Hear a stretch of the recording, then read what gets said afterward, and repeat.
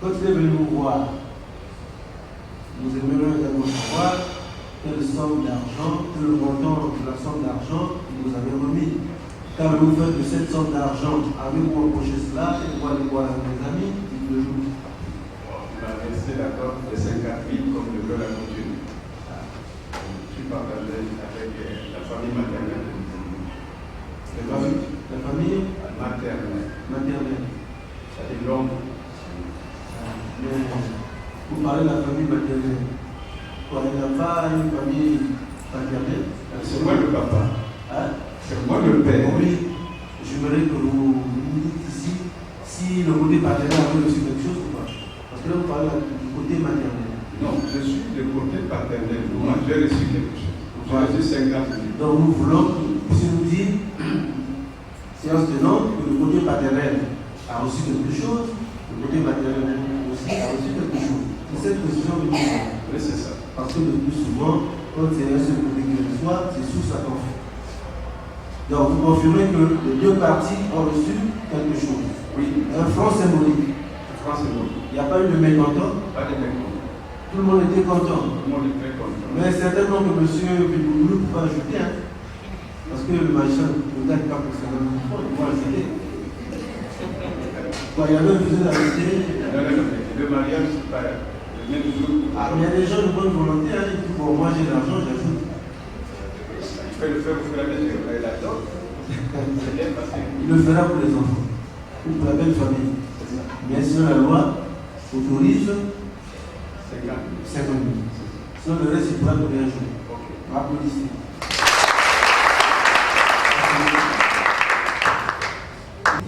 Les obligations, le devoir d'obligation d'un ménage. Quand on vit monsieur, madame, qu'est-ce qui se passe? Les devoirs d'obligation sont contenus en page 44, paragraphe 8. Nous parle des effets du mariage. Ces effets du mariage sont contenus dans les articles 166 et 225. En ce qui nous concerne, nous allons citer seulement 3 de ces articles pour éclairer notre long terme. Il s'agira des articles 166, 167 et 179. À l'article 166, on nous parle de la cohabitation. Les époux s'obligent à une communauté de vie qui se doivent respect et affection. Avec tout simplement dit tout à l'heure, M. Biboulou, quand nous aurions déclaré que vous êtes désormais unis par le mariage avec celle qui est à votre côté, vous la prendrez, vous allez vivre sous un même toit, et vous dormirez sur le même lit. Et pour vivre sous le même lit, il faut se respecter, il faut s'aimer, il faut se comprendre. S'il n'y avait pas cette compréhension entre vous, vous ne serez jamais venu ici. Vous n'aurez jamais pris la peine d'éviter tout ce monde-là. Donc, je suis l'état civil pour pousser le mariage. Il est dit des choses, je ne sais pas si maman Isabelle aura une réaction vis-à-vis de moi, ou encore les femmes qui sont dans la salle. Mais c'est la loi qui le dit, c'est pas moi. En cas de polygamie, vous savez, toutes les femmes n'aiment pas la polygamie. En cas de polygamie, mais la loi autorise la polygamie, la loi congolaise. En cas de polygamie, chaque épouse est en mode de béton à l'égalité de traitement par rapport à l'autre. Ça veut dire, monsieur Billy, par rapport à vos activités physiques, la profondeur de vos poches, vos potentialités de vos poches.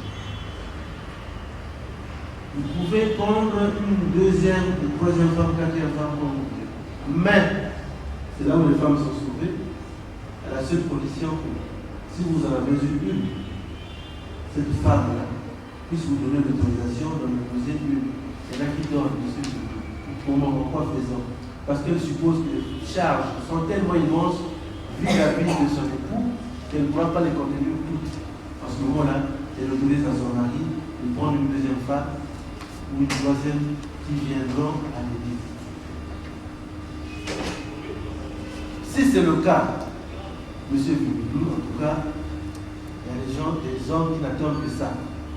Qui n'attendent que c'est le cas. Si c'est le cas, en ce moment-là, il faut traiter ces femmes de la même manière.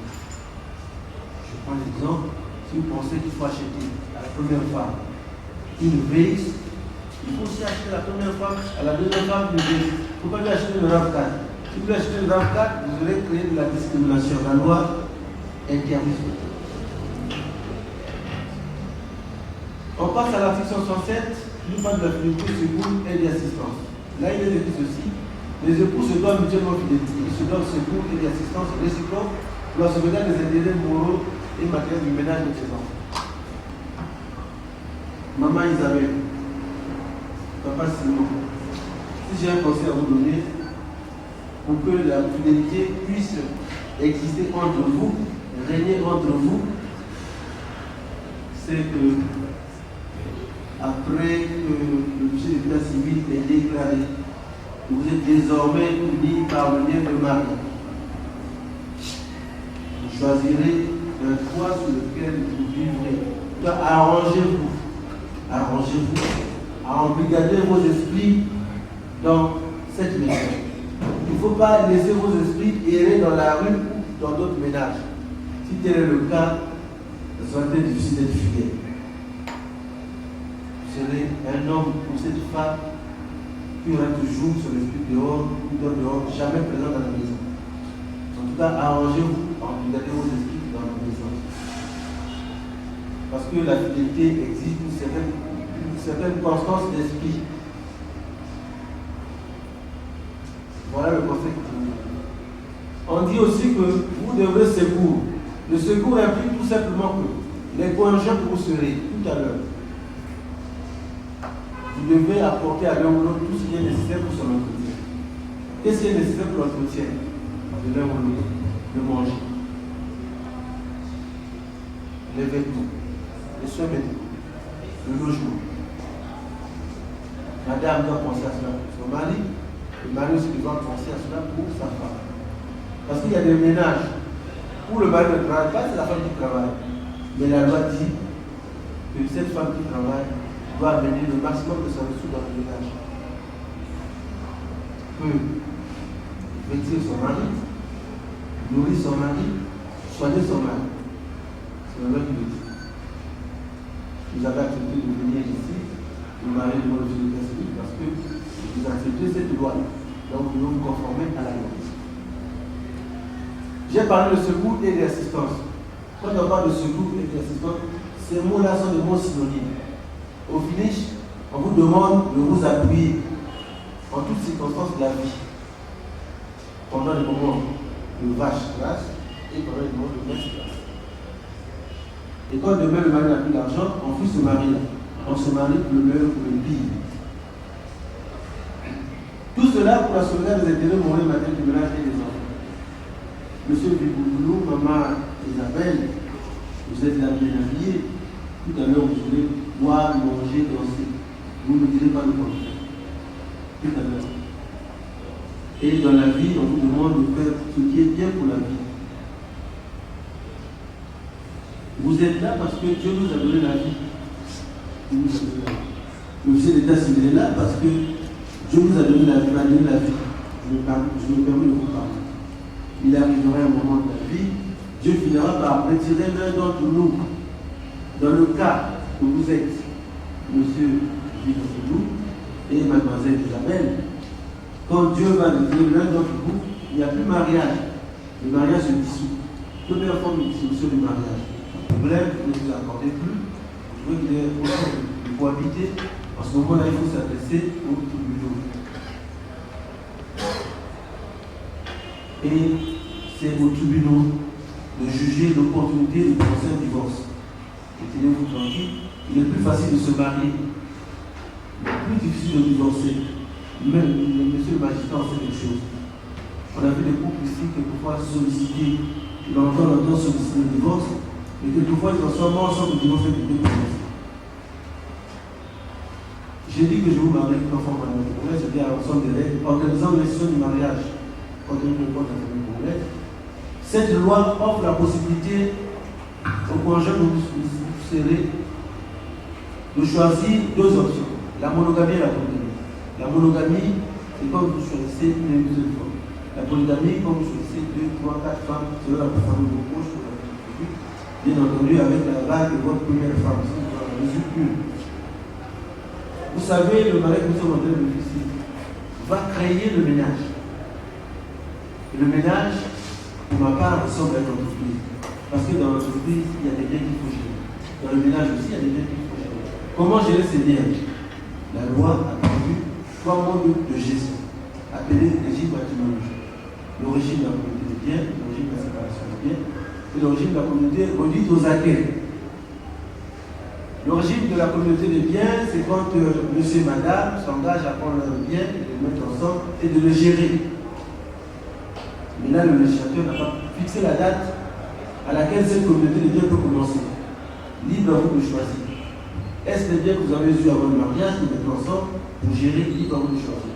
Personne ne peut vous contraindre. La séparation des biens, c'est quand vous avez décidé de gérer chacun ses biens dans son coin. Si monsieur a contracté ses dettes, c'est à monsieur de payer ses dettes. Si madame a contracté ses dettes, c'est à madame de payer ses dettes. Ça n'a rien à voir avec la condition. Mais il y a un fait bizarre qui se passe, c'est que si monsieur avait acheté une voiture avant le mariage, pensez-vous que sa femme ne va pas rentrer dans cette voiture? On va rentrer dans cette voiture. Donc, quand on est en régime de la séparation des biens, on a l'impression que ce régime ne produit pas ses effets. Parce que madame va utiliser un bien qui ne lui appartient pas, qui est la voiture. Juste à l'abuser. Parce qu'on a vu souvent des activités qui nous seconde voiture. C'est le jour où ils seront venus ensemble. Comme monsieur va apporter la preuve que c'est sa voiture qu'il avait achetée, c'est à ce moment-là que madame sera même étonnée de savoir, surprise de constater que ce n'était pas son bien. Parce que tellement accroché à ce bien. Dès que le chef d'état civil déclare que vous êtes désormais venu par le mariage, quand on vous partage même ce livre-là, ce livre tombe dans la communauté. Le livre appartient à monsieur et madame. Monsieur sera en droit de le revendiquer, tout comme madame sera en droit de le revendiquer. Parce que c'est un bien commun. J'ai parlé, en bien ou en mal, je vais demander à monsieur Djiboudou Simon William de se lever. Sa future conjointe reste assise et se levera lorsque le chef d'état civil va lui demander de se lever. En tout cas, pour aujourd'hui, tout se fera sous mon arbitrage.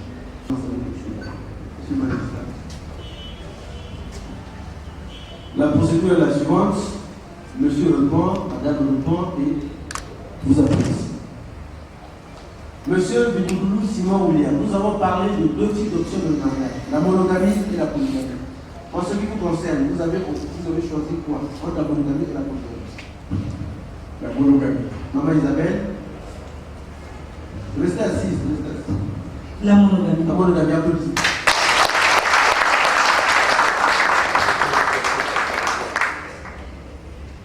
Monsieur Simon William, nous avons parlé de trois types de régimes matrimoniaux. Communauté universelle des biens, séparation des biens, communauté réduite aux acquis. En ce qui vous concerne, quel régime vous avez choisi pour gérer vos biens avec votre future conjointe? La communauté réduite aux acquis. Communauté réduite aux acquis. Maman Isabelle, vous allez dire le contraire? Non, la communauté réduite aux acquis. Applaudissez. Après, on a bien Isabelle, monsieur le président. Pour le Sénat de vous savez, je vis là, 23 ans de vie commune.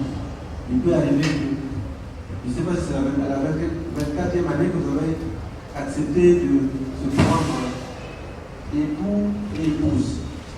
Mais en tout cas, on a vu ici-bas des gens qui ont vécu longtemps se prononcer pour un mariage, arriver le jour du mariage, prononcer au mariage. C'est pour cela que nous allons poser cette question fondamentale à laquelle vous répondez par un oui ou un non. C'est à vous d'apprécier. Pas de discours. Un oui ou un non. Monsieur Djiboudou Simon William, mademoiselle Nyangui Isabelle, devant le chef d'état civil, devant les témoins, les parents et les connaissances, acceptez-vous de se prendre comme époux et épouse? Monsieur Djiboudou? Oui. Maman Isabelle? Oui, je le fais. Applaudissez.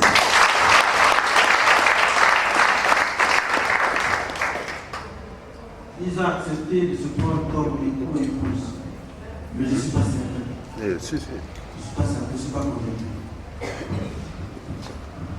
C'est pour cela que je vais demander à monsieur le président à sa place. Et mademoiselle Oudane de se regarder.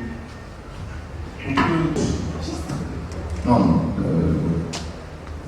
Vous savez, l'anneau que l'on fait porter Prévenir la cohésion entre l'âme et le corps.